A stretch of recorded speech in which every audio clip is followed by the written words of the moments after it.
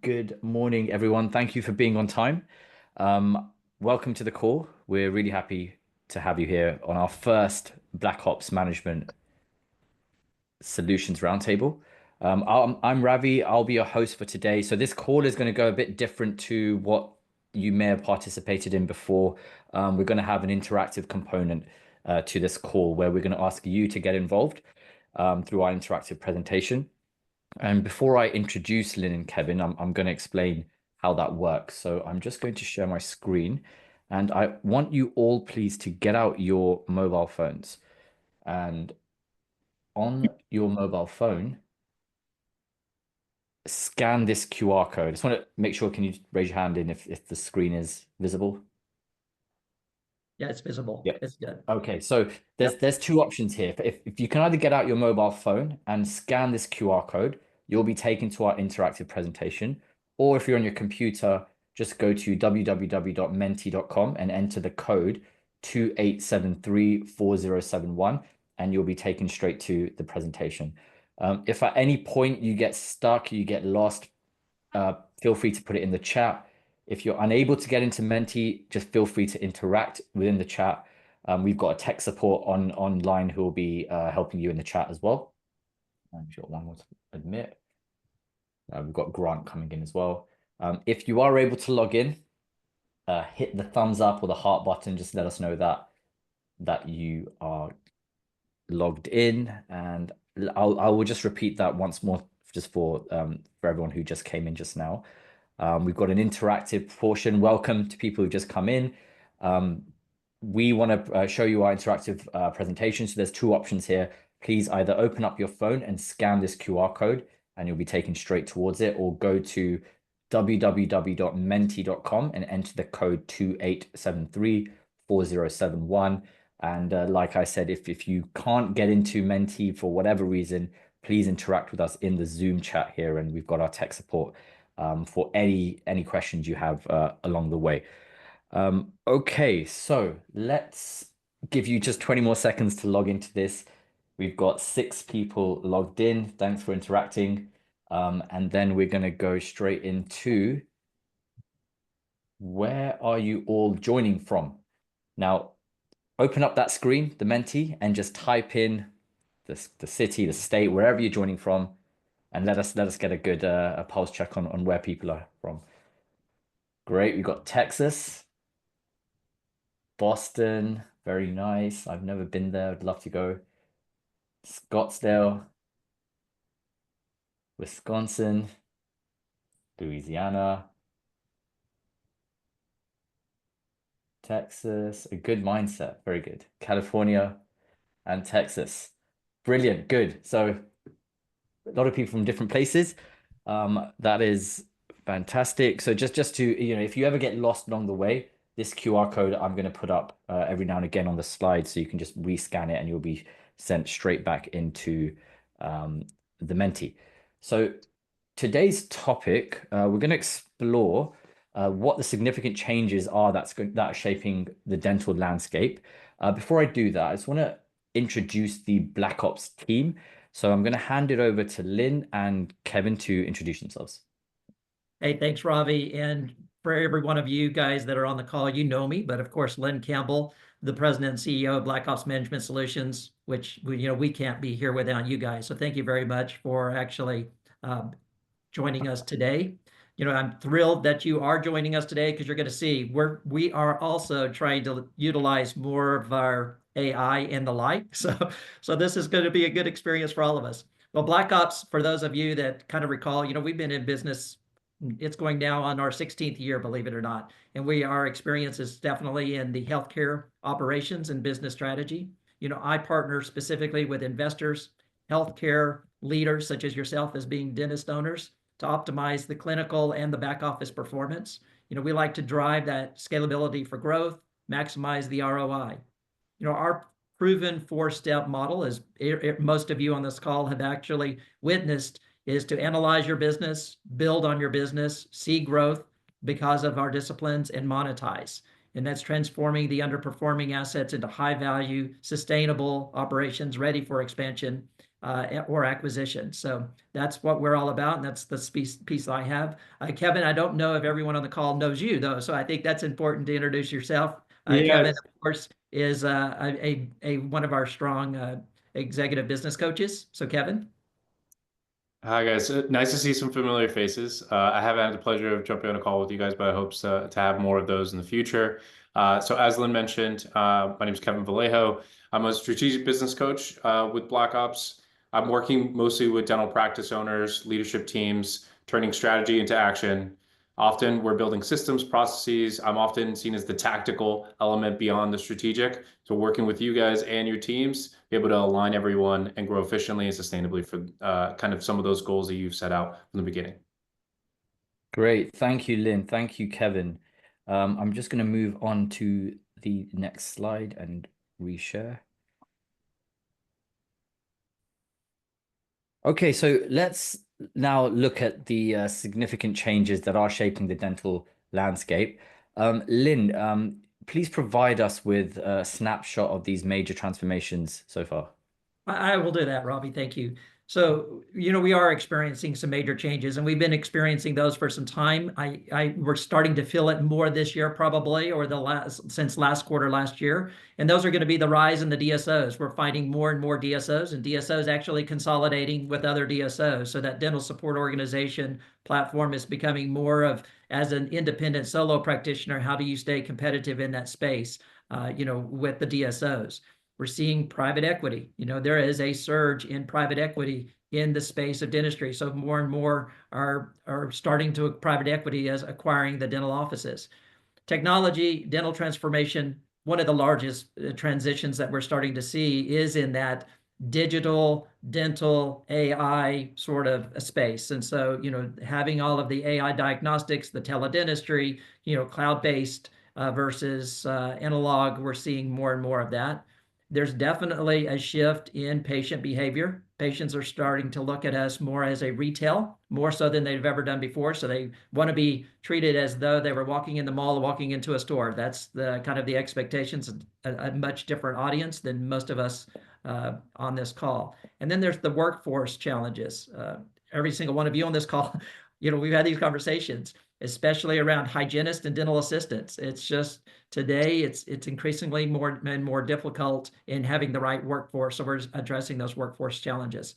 And then some of you might have been addressing, and we're going to see more and more, the regulatory pieces and the insurance complexity. Insurance in itself is truly, those of us that do take the insurance, it's complex. And so how do we really navigate those pieces? So, bottom line, dentistry is no longer just a clinical care as we've been experiencing in the past. It's a business requiring operational efficiencies, scalability, and adaptability.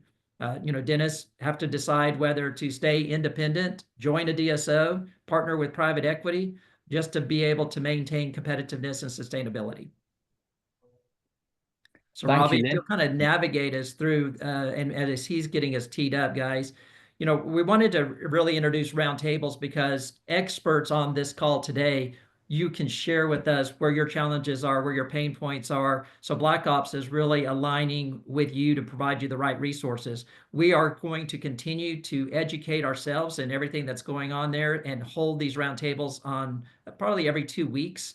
So we can keep the teams educated, our existing clients, new doctors. So that's where we are. So Ravi, if you'll kind of take us in and explain how we can really get everyone engaged now. Sure. Thank you, Lynn. Okay. Now we're going to move into our interactive portion of the call. Here's your chance to give your feedback. And then after that, we're going to move into a Q&A. So for now, we've got 3 very simple questions for you. So if you can just get out either your phone or go back into the Menti, I'm going to pull up the QR code if you've got lost. Again, so just get back into that portion as we're going to need you for this. So I'm just going to give you 10 more seconds to get in, and then we're going to ask our first question. So the first question is as follows. Are you happy with your financial results for Q1? So you've got 3 options to vote, either somewhat, either yes, or either no. And we'll just wait for everyone to vote. So a couple somewhats, a couple no's, mostly no's, a couple yeses. Nice, good variance. Kevin, as I'm seeing those no's, we're gonna have to help some guys. We don't like to see a lot of no's. It's the challenge. Somewhat Great. teeter-tottering. I'm Great. So excited lots to of see the no's and yeses.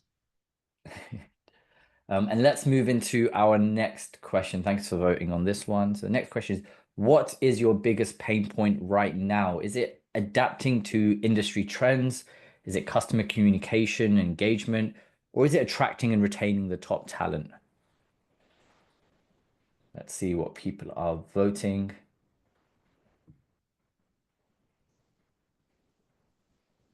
Okay, we always get it on both ends. So the attracting, retaining talent and adapting to Ooh, trends.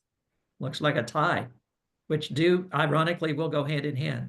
It's the talent today, and the talent is more adaptable into today's technology. So interesting. Great. And let's have our last question now. So what's stopping you from addressing your current pain points? Is it that you don't have any time? Is it that you don't know where to start? Or do you have any economic challenges right now?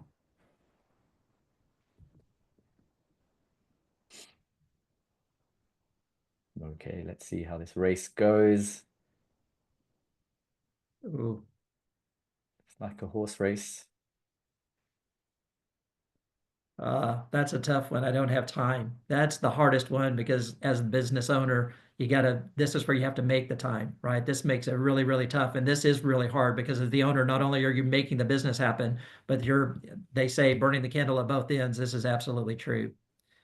And don't know where to start. And that typically is not knowing where to start is preventing to know the time that's really needing to be allocated. Thank you guys for sharing this. It's giving us, Kevin, I know we're taking notes here. It gives us some insight to help. Absolutely. Thank you. Thank you. So yeah, Lynn, do you just want to quickly cover what your thoughts on the few Yeah, polls? and I appreciate the interactive that we have here, and it gets us started. You're going to find in just a moment we're going to be even more and more interactive. And feel free, this book a call that you're seeing on screen, you can actually click it. It's going to automatically get you on our calendars because you're going to have questions. Many of you already give me a text, give me a call, but this is you've got resources out there, myself and Kevin. So just feel free anywhere, anytime. You're going to see it multiple times. Just hit that book a call. It'll automatically go to our Calendly and get you on our calendar, so we can just at least have a conversation, navigating, especially where do I start. So thank you for that. Yep, thanks, Lynn. Yeah, like I said, on your screens, if you just click this, you'll be directed straight to the call booking link. Okay, great. Thanks for participating, everyone. We've got a bit more participation. We're going to move into our Q&A session. So let's just get into that. So what will pop up on the next screen are questions, and just type in any questions that you have if you want to help stay ahead in the dental landscape, anything that you want Lynn or Kevin to touch on. Just start typing in your questions, and then we'll see them pop up, and Lynn and Kevin will go through them. So we've got our first one there. Lynn, what new tech should I integrate into my practice? This is Yeah, excellent. So you're going to be able to start, as Robbie says, as your questions come in, we're going to take all your questions, and I'm going to ask Kevin if he can kind of give us at least some highlights that we know. And again, some of you are going to want to schedule a call because you're going to have unique situations that will want to support you individually. So Kevin, do you want to kind of hit some yeah, highlights on this? absolutely. I think this is a hot button topic, right? Thinking about new technology and thinking about the last slide, right? When am I going to be able to have time to be able to do it? Who am I going to look to help me start? But I think some of the ones that we've really seen kind of growing and where we've been able to come in and help with is first off, we talk about AI. So looking at AI on the clinical side, diagnostics, AI-driven diagnostics and treatment planning, whether it's using AI tools or machine learning, helping predict patient outcomes, personalizing your treatment plans.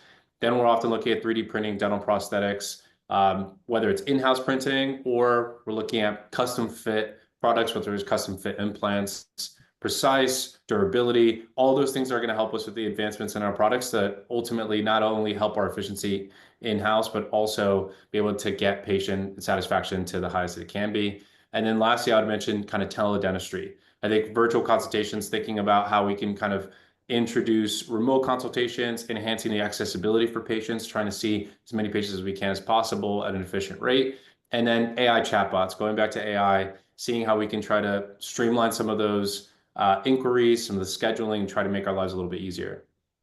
And Kevin, maybe some of the team might want to throw a question or two out there, but there are some, some people are using Pearl and there's others out there, right? Not here to campaign for one or another, but do you want to give some highlights on what we're seeing out there? And some just have been more experienced, to be very honest with you, such as that's why I made mention of Pearl. It's just been out there a little bit longer, but we're finding successes in some and challenges in other. You want to highlight some of those topics for them? Yeah, absolutely. I think with some of what we're seeing in the industry mostly, I would say between Pearl, often we're seeing with Overjet recently, they did some fundraising in the last few years. They're quickly expanding their national now, but then it's kind of giving you that option of something that's a little bit more established with the Pearl versus with something like Overjet, a little bit newer. Maybe they're trying to catch up, but they might be what we might be seeing on the marketing side a little bit more heavily. But someone like ourselves will be able to come in and help you guys evaluate the pros and cons between those two. Feel free to also chime in and jump in, guys, if you have any suggestions or any other AI that you guys are seeing that you have questions on. We'll also get a transcript of the chat as well and be able to look into those for you guys, unless we already have kind of some inside scoop, and just share those with you guys to make sure you're feeling like you're making, the best decision for your business. Kevin, thank you. And Robbie, it looks like we've got 7 questions that have been teed up here, and I'm sure there might be some in chat as well. Yep, let's go to the second question. What digital tools can I use for patient communication and engagement? This is great. I think it's really similar to kind of as we're thinking about bringing in some of the new technologies. I'd start off again with AI. So if we're thinking about patient engagement, I would lean a lot on some of the chatbots that we mentioned, instant responses. I think the biggest part of kind of the patient experience is making sure that there's an instant response to kind of some of those frequently asked questions that they might have, but also managing appointments, reminders, some of those admin things that often can get lost when we're really busy or our team is kind of running around or maybe a little bit newer. That's going to help you potentially with the learning curve when you're bringing in new reports and new people on staff, or even yourself as you're kind of juggling your day.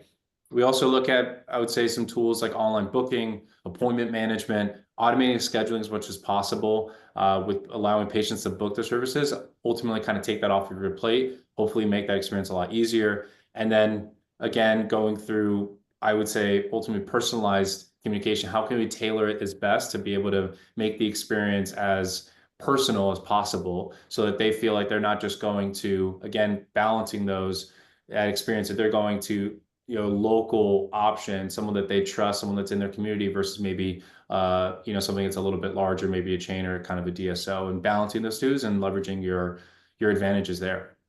And Kevin, thank you for that. And this is one of those areas that I think is rather sensitive to at least solo practitioners that have been in business for quite some time. And when we're looking at this audience, you're a very well-established group of doctors here. But in today's, we walk into McDonald's and there's a tower that we have to check in, or Burger King or Wendy's, right? You just go to a kiosk, and the kiosk is where you place your order, and you just basically end up with a number. You don't even see, in some situations, you don't even see that they even have a staff. Recently, I was in Miami, specifically downtown, and went into a taco place thinking, oh, they'll come out, they'll serve us tacos. No, you didn't even see a person until the person came out to hand you your tacos at the pickup window. Avis, Hertz, it's all that automation.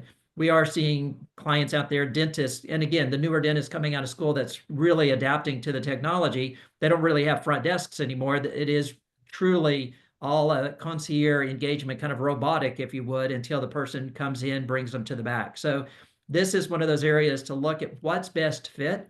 I can share best experience, and at a starting point is, as Kevin says, the chatbot, if you would, getting that instant response to whomever is hitting your face, your socials, or hitting your website, or getting into your office.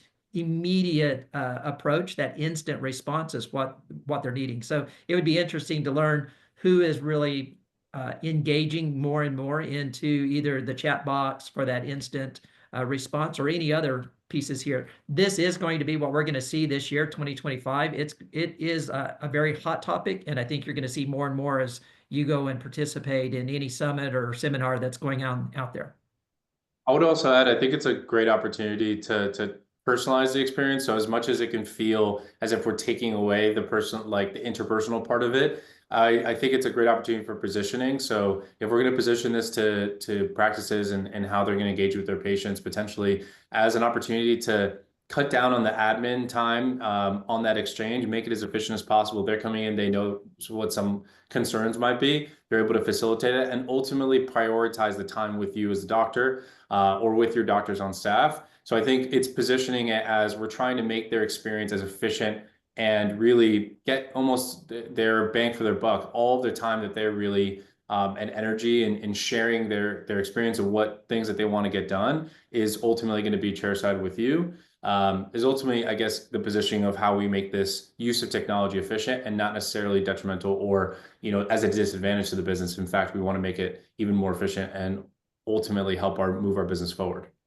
And Kevin, I think it's important to share with the team how we, just as Black Ops, has really been vetting through, if you would, and we most recently been vetting through more call centers, if you would, because it's so robotic, it's hard, but we've been able to really vet out some new vendors, if you would, that are out there. They're more realistic. If I talk Texan, right? I talk Texan, so they adapt to that, or Spanish, or they can speak Brazilian. So the chat, if you would, is actually in the language of the person dialing in, and they're actually much better than our front desk because they're not afraid to ask, "How are you going to pay for it? Is it going to be insurance?" Different options are there. They get programmed, so they're actually more realistic than and more efficient, if you would, than our teams. Kevin, you want to speak a little to that since our call center buildings? Absolutely. I think it's a great point because we often think about some of the engines of our business being revenue based. We're thinking of marketing, we're thinking of sales. Often, what we're struggling on the bottleneck for the business is getting the proper leads. One of the best things about, that we're finding in the efficient parts of AI is it's helping us qualify our leads better. It doesn't, to Lynn's point, it's not afraid about asking specific things to get those criteria. So the people on your team actually connecting, ideally, those are a lot more qualified, better quality leads. From a KPI standpoint, potentially you're even getting better value for the leads that are coming in. And those ultimately will help kind of drive the business forward. Perfect. Thank you, Kevin. Thank you, Lynn. So we'll move on to our third question. Got a few more to get through. Keep them coming. How do I keep and hire my best staff? I'd love to jump in too here. I think this is exactly what we often are talking about, right? It's how do we not only, prospect, find the right people for the team, but also ultimately how do we keep them? I think one of the things we're hoping to kind of do within these conversations, whether it's biweekly or even monthly, and even in this conversation with you guys, it's depending on the area, we'll tailor as best as possible. What are, the competitive compensation benefits that are being offered, whether it's salary, but ultimately, what type of environment do we want to bring them in, right? Do we want to create, and how do we create a positive, inclusive workplace culture? What are the things that especially in those interviews, we can kind of understand from our potential staff? What are they looking for, and how do we kind of bring that in so they feel like they're a part of the process and they feel like they're moving not only into a workplace culture that's established, but one that's constantly developing and growing. I think lastly, I would add within growth and development, we look at professional growth. So they want to come in and potentially even, further educate themselves, learn a bit about what they're used to, but also opportunities to learn in new areas of dentistry that they're not, and potentially even look for mentorship. I think whether it's yourself or even someone in the front staff, establishing someone that is for those direct reports, a resource for them, but also someone that they can look up to is a great way to look at not only attracting the right people, but keeping them as well. And Kevin, I'd like to add to the team. This has been a hot topic for us for over 2 years now. And every one of you on the call, I've had individual conversations, especially in the hygiene department, the dental assistant department, but overall just staff, and how do we keep our staff retained? And we always want to retain the very best. It did force many of us to have hard conversations, and we had to make some changes. But as the business grows, so does the skill level and the competency required of the team. But it's become so important for Black Ops Management Solutions that we've also reached out, and we're building relationships with very strong people that are in the HR department. They're HR experts, they're staffing experts specifically in the healthcare space, and they're keeping us abreast of what's going on and making recommendations. So we're more than happy to share that with you, partner with you. But we want to leverage the experts, and we'll be bringing these subject matter experts to our future roundtables as well. So we, as we're learning from you guys today, questions, we want to make sure that we can get you the expert to give us the guidance for sure. Thank you. Okay, next question. What is a good FP&A solution? Are groups using FP&A? So Kevin, you want to take that? Sure. Lynn, do you mind jumping in here? Sure, no, go ahead. So this one, I would say this is a great one as a takeaway question for us, because we do have some groups, but do we have good ones? I do not have any, so I would ask the audience, because we do have some really strong people on this call. Would anyone like to share what they're finding as best practices? Because we can unmute you. Probably need to raise hand. So Yeah, Michael, Mike, raise his perfect. hand. Yes, Mike, would you like to speak to it? Yeah, I'm happy to jump in. Thanks, Mike. FP&A, financial planning and analysis. As you know, Len, that we've used 3 or 4 of them out there, from the simple to the complex. Live Plan is simple, but that also makes it easily adoptable, right? Live Plan is a good one that I know you work with your clients and groups that you work with. SIFT is another one, SYFT SIFT, Join, JOIIN. All these are ones that I would highly recommend that you do, again, work with, a group like Black Ops or somebody like that if you're going to use them, because they really, you can go in there and you can dive in and you can spend a lot of time trying to get it set up and trying to work with it. Easiest thing is to work with somebody that already knows how to use it. But there are some pretty decent ones out there. But really the key again for me is, do you have a plan? Do you have a budget? Do you kind of know where you're going? I'm going to go a little bit back to the question that was just asked. How do you retain people? I'm going to answer it a different way. How do you lose people? One of the ways that I've seen create a kind of a revolving door for staff is if they don't think you have a plan and necessarily know where you're going. And so using tools like an FP&A solution, using the SOPs that I know Black Ops has out there, things like that, let the staff know that you know what you're doing, that you have a plan, that they're not just going to be thrown to the wolves as far as what they're supposed to be doing on a daily basis. And so things like this can be very useful if you put them into play. A lot of people look at them as extras, and well, we'll get to that one of these days. But I would just say knowing kind of where you're going financially and how you're going to do it can be really, really important in retaining staff and building your practices. Mike, and this audience is so important to us. Mike is an excellent expert especially in the financial space, and has been very supportive of Black Ops Management Solutions. And I'm not wanting to make mention of this as a plug by any means, but Black Ops Management Solutions has found this being such the variable that we do, and very, very soon it'll be introduced to everyone on this call. We do have a tool that is actually Dr. Endicott, I'll just throw it because I see his face out there. He's going to be actually the very first one to see the test model came through, but we're able to value a business, value the property, and also give, based on 3 years history and some checklist questions, it can actually build out budgets and forecasts. And so, yes, you typically use your financial CPA, you use your accountant to do those basic things, but typically that's just rolling budgets. And so this is giving you an opportunity to be very methodical and deliberate in what your goals and expectations need to look like. So I'm here to say we're going to introduce the tool to you for sure. I just have some legal hoops to run through. I think Mike knows a little bit about it. Dr. Endicott knows about it because Dr. Endicott, thank you, because we've been able to use your practice specifically, and man, it's rather accurate. So, and it produces very fast. And it's us learning AI because it is all AI driven. Perfect. Let's move on to the next question. Thanks, guys, and thank you, Mike. Using AI to help eliminate some staffing.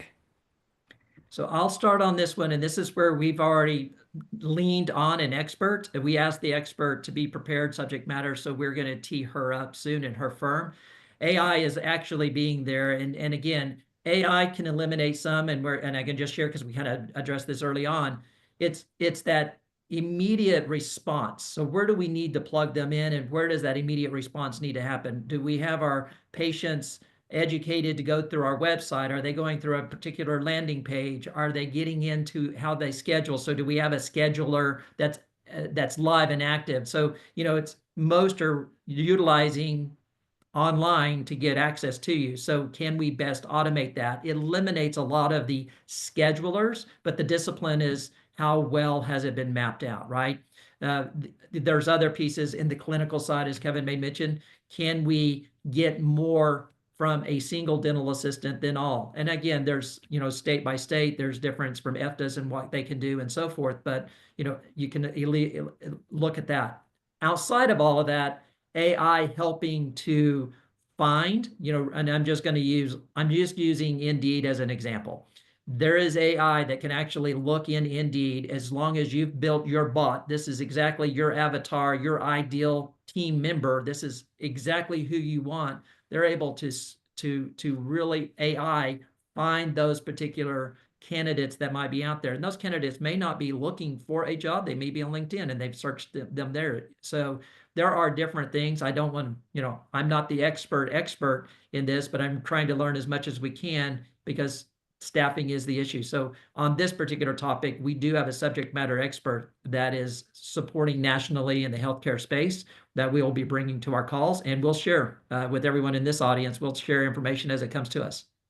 And I would open up because I think it's great. I see Mike's hand, but I'd also, any others that are there, please raise your hand because, behind the scenes, we can let you in and speak. Mike, would you like to speak? I see that you're. Yeah, and my comment will be pretty quick, but one of the things that we see whenever we go in and start working with new practices is a lot of times, they have labor issues, right? As opposed to being at between 50 to 55, they may be at 65 or percent as far as labor costs. There's two ways to attack that. One is to think about eliminating some staffing like you're talking about here, but I find that to be really, really difficult, really problematic, in a lot of practices. A better way to use AI, in my opinion, is just increasing revenue. If you can use the AI to bump up your revenue, now your percentages that are going to labor naturally come down, right? So if you can get a 10% bump, maybe even a 20% bump from AI on your revenue side, that solves a lot of the labor issues, from a percentage as far as your margin goes. And some of the AI tools, I mean, like you're talking about, some of the AI tools out there are really, really good, as far as going in and finding undiagnosed treatment as well as treatment that may have already been diagnosed and unscheduled. And so there's some really, really good stuff out there. So anyway, labor issues are really tough to deal with. They can create, issues inside the practice depending on how you do deal with them. And so solving your revenue problems or addressing revenue problems can be a really good way to go about that. So Mike, great said. I appreciate it. Anyone else would like to make a comment here? I would add that I think this goes back a bit to the planning and the analysis, whether we're doing it financially or even from an operational standpoint. I think one of the things that we're often looking at is how can we be less reactive? So whether it's an AI that's popped up on Facebook, Instagram, or something and say, okay, can I bring this in the business? I think there's a proactive opportunity when you're doing the planning analysis. We can look at what are some redundancies, what are some operations that we're constantly doing that are a little bit tedious. Let's go out and search, whether it's folks like ourselves that can go out and search on your behalf. What are some of the AI technologies we can bring in and do that? So I think it's empowering you as a practice owner not to feel reactive and to feel that you're just implementing as they come in. We can be a bit proactive and spend time looking for ways to streamline the process for your business as well. And Kevin, thank you. Mike, of course, thank you. And I really would like to leave this question on what Mike indicated. This is really more, how do we increase revenue? And AI is more comfortable for everyone on this call. If we can plug it in more, how can we recognize the diagnosed treatment that we've missed, right? Let AI do all of the hard work and the due diligence of all of our treatment plans and not be really staff as the body, right? The body is secondary to that. And everyone on the call, you've got some great staff out there, so it's just retaining them. That's the challenge. And I'll be realistic. We've gotten this from the experts. Today, we're not going to see a staff member that's going to stay with us more than 2 years. 2 years is longevity. We come from the generations that you get a job and you stick with that job for 20, 30 years because you want to retire from the job. Retirement's not even heard of anymore. It's just not common. It's a different generation. So it's truly a change. So Mike, again, thank you. Kevin, thank you. Let's see question number 6. And we probably Lori had her hand raised. Lori. Oh, okay. Oh, hi, just really quick. I think one tool that's been really effective that a lot of us have is Weave. And so if you're using Weave and you're using the AI technology with Weave, what it allows your team leaders or your administrator to do is it gives you a smiley face, a sad face, or a frown face. And it lets you know where your gaps are in communication, every single phone call incoming and outgoing, so you can follow the trail of your gaps. And I think right now, because we can't get our time back, using the tools, obviously, as you guys are talking about, but also with the people until we innovate to a place where it's just concierge and AI has taken over a lot of the admin, that is a really successful tool because it guides people to know where to focus. It's like red light, yellow light, green light. So I'm looking for my frown faces, I'm looking for my flat line, or I'm looking for the tasks that say that we're not followed up.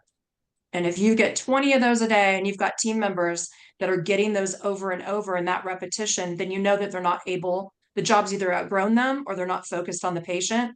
And that way you can make assessments that otherwise you just wouldn't know because you don't have time to re-listen to everything. It summarizes and recaps quickly. So it's nice. And Lori, thank you for stepping up. And I know you've got your background there. Many of on the call know Lori. Lori is an executive business coach as well, but we have to be very fair. She's been able to plug herself into one of those really important positions with a business that is extremely growing and doing a lot of fun things. And so Lori's out there as our expert, but let me tell you, she is just like many of the dentists on here. Her Kindle is burning at both ends right now, but thank you, Lori, for your consistent support and input. Appreciate it. Of course. Thanks. All right, Yeah, let's move on to the next question. What is some tech out there that maybe should not be used? Oh, well, let's open this up because this is going to be, as the doctors joining this call, you've been introduced to some tech and you've made some decisions. What the heck did I do? So let's open up if we can. Who would like to raise their hand and talk about that?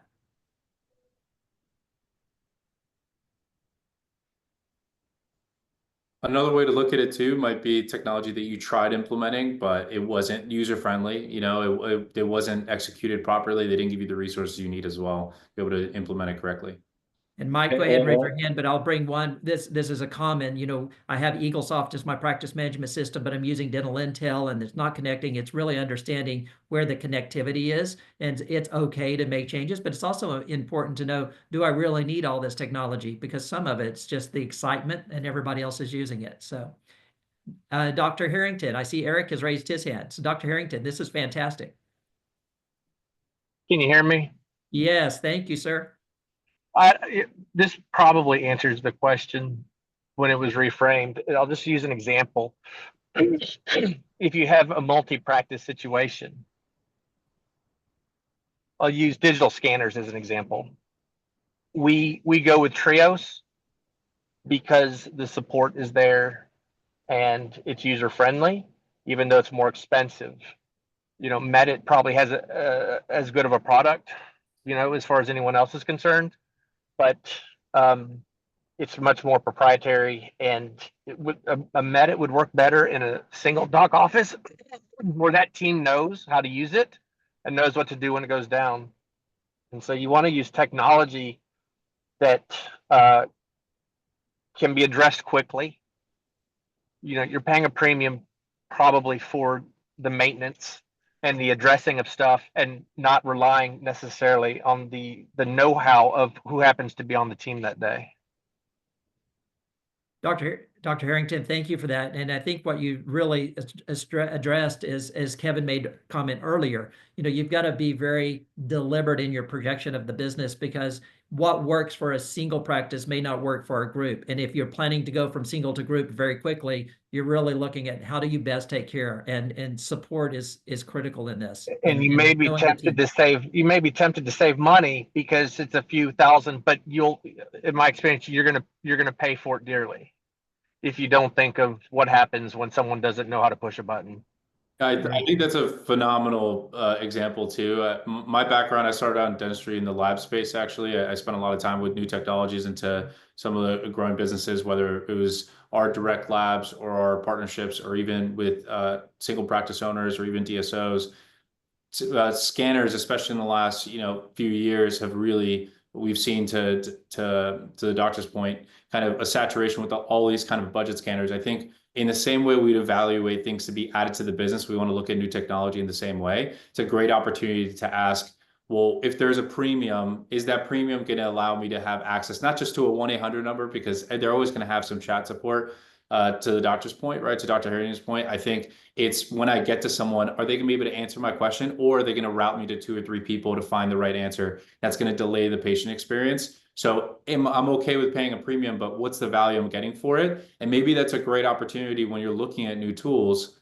Asking those questions is, if what's the what can I learn about the team? Who's going to be working with me? Are they actually going to have the expertise that I need in the moment? And if not, how are we going to go about that and problem solve it together? Thank you, Kevin. And Holly, you got your raised hand as well. So I know you've got some input to give us. So I'm not sure about technology that shouldn't be used, but I think just in addition to this question, some consideration or an annual audit of duplication of technology services. We see that very often that you're signing up for multiple platforms, and there's quite a bit of redundancy with those services. So, whether it's quarterly, annually, an audit to make sure that those services are really giving you what you need and you're not duplicating those services. Holly, thank you very much for bringing that up, because this is a perfect time of the year. We've gone through first quarter. We're getting into second quarter. It's time to start looking at the redundancies. And we find those in the practice management systems and the different sort of things we put, because we'll have communication is using this platform, but yet, we've got something that could do that. I think it's great right now to evaluate, gives you then 3 or 4 months to make decisions. Do you have the redundancy, and can you streamline back? In many situations, you might have signed a year's contract, or you might be revisiting a contract that soon could be expiring, and therefore you can make those capital changes before, in a timely fashion. So, Holly, great point. Thank you for that. Saves us some money there. All right, let's no other hands. Let's go to question number 7, Ravi. Yep. Is an ESOP even possible? Well, let's ask first of all, has anyone actually experienced an ESOP? And if so, give us your best experience. Dr. Harrington, I might have been wrong. Have you? I don't want to throw anyone out there. So anyone used an ESOP? And then Mike, I do want to come to you, because you're able to see in the books who's really successful and not.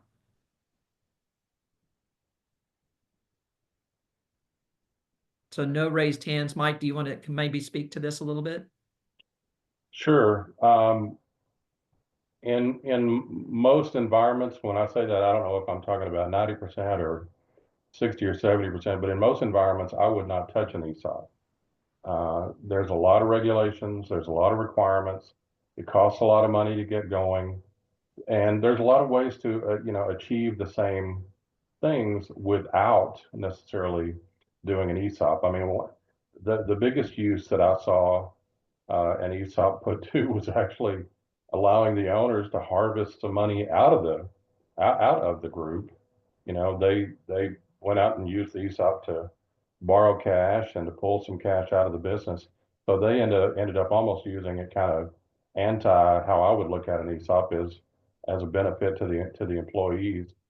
So again, regulatory, it's difficult. It can be misused. It's difficult to maintain. Whereas on the other side, if you want to, you can set up options, that allow your employees to participate, depending on how long they've been there and things like that. So I'm a big believer in options and profit sharing with the staff, but putting it into an ESOP, again, I'm not going to say it should never be done. It should probably only be done by a pretty large organization that's got resources to track it and to do it and to maintain it.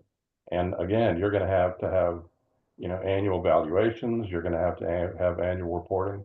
There's just a lot that goes along with it. So, I mean, if you want to, I'm sure Lynn has got some experts that can help you with an ESOP. But what I would just say is go in with your eyes wide open that it's a difficult thing. So. And Mike, thank you. And you said it best. This is one of those situations, and I'm going to go all the way back. If you're able to retain your team, and you can go back and look at history, and your retention is greater than 7 years, so it's 7 years plus retention, and you've got a good solid retention record, it may be worthy of valuing this. But Mike did make mention the regulatory maintenance and the cost to do that regulatory maintenance is something you also need to consider. So that to the side. But you run your businesses, we're going to give you pros and cons. I do lean heavy where Mike just made mention, having options and sharing the profit in these options with teams. So, an example, an associate dentist. Let's bring in the associate dentist. Let them be an associate dentist for 18 months, prove what they can really do, and then maybe revisit. And maybe we all have heard golden handcuffs and phantom equity and things like that. That's all just fancy language to say, we're going to give you some options here and sharing some of the profits. And that can be done in many ways. I'll give an example as an associate dentist that could be phantom, if you would, but you're sharing some of that profit, but you're putting it in a pool that allows that doctor potentially to be an associate buying in. So come year 5, that associate might have 10% of the business, or earning some real equity. You can transition into 20, into 30. So as doctors are wanting to look at an exit strategy, they're actually bringing their future in, and it's taking 5, 10 years, but then that associate is ready to really buy in and not just relying on, oh, I got to go to the bank and get money. Mike, thank you for sharing this. It is possible, but it is a compliance, and with that compliance is a cost. So it's just one of those. So Robbie, I'll come back and we'll just kind of check with you and with the team behind the scenes. Do we have any questions that came through chat? No questions through chat. If anyone wants to ask a question right now, feel free to raise your hand and happily to answer it. If not, before we fully close out the call, we just got a few more things to go over. Push this through. And okay, yeah. So thanks everyone for your contributions across the entire call. That's what makes these calls, the roundtables exciting and what we want people to do. We're going to be holding these every 2 weeks. Each week there will be a new topic around the dental landscape. So please join them. You will be invited to all those events. So we'd love to hear your insights. For those attending today, and Lynn will confirm this, but we're going to send over a high-level strategy framework aimed at positioning your practice to thrive in today's landscape. So whether you're focused on growth, preparing for acquisition, or even pursuing independence, we will send some information out there for that by email.